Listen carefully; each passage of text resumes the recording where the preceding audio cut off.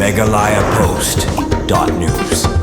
Kipulit ketanat nong stoin rengkat kekenhun jong ke Anti Narcotics Task Force rengkat kekenhun jong ke Anti Narcotics Task Force ANTF kilayo ban kem no armut kibrio lor kajing suba khayi drong hadian kajing penap syirip hajan kasnong nong kasan katkum ketelong kubor balayo lum layatu bakajing yo kem ya kite ki armut kibrio balatip kerteng kum biang dor lang ling do nong lan baru morning star ling do ngan na west kasils kadai hadian baki bor sentiat hakamit jong ke arpulai tering kilayo jing tip bakiladon ki balai daga tuk tuk kabadon yo registration number S16D Rio Arsa Rio banlet hit drong nanong ba Shillong layo jing tibru bakal ba kibor pulit rengkat ke kenhun ANTF kadang penap shrimp kalawan gate ke tuk tuk kabala subam batang mario i ya kipulin unongnya ula persang ban pet kurat na gate ke jaka bat ino ya ke tuk tuk haki benta jong ke shnong sho pria bat pet ri iladi daga bashim kabu ya ke jingdum jong kamir nakaliang kibor pulin rengkat ke kenhun ANTF kibala budin ya gate ke tuk tuk kila penlong ya ke jingkhandra ha gate ke jaka baleng ba ke jingerap jong kibriu shnong layo ban kem no yo biang dor lang leng do nong lan kalbayo drong ula deb ban brad no habab tengi ke jing khanra ka step ka babun kata ka arp sautering kipulit ke yo ban kempan sayo morning star leng do nga bar ha ka jingwat bnya rengkat ke jingirap ki sau ke nain lalap no ya artli ki pla rong saw ki bala subat thep drong ha ka jingdon kinong sakhi la play ka te ka pla balam ya artli ki sunduk sabon ki bala thep ya drog heroin ka jing khya jong ki te ki drong ha po ki te ki artli ki sunduk sabon kalong khat khandai point riu khandai gram banakaliang ki pulit ki la kemno ki te ki arngun bala register case ki hapo ka kendon jong ka narcotic drugs and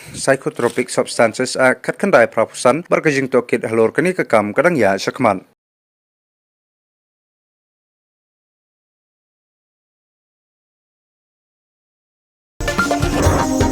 Megalayapost.news.